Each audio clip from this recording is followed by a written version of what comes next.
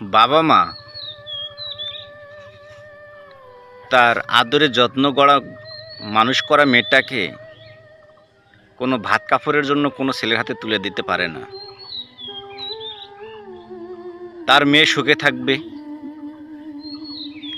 শান্তিতে থাকবে একটা ভালো ছেলের সঙ্গে থাকলে, সেই জন্য তার মেয়েটাকে তার হাতে তুলে দেয় ভাই। আর তুমি যদি ভাবো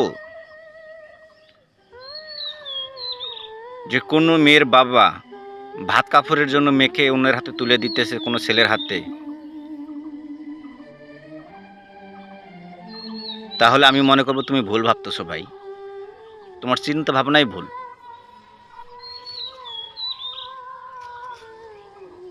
আল্লাহ তোমারও ঘরে মেয়ে দিয়েছে,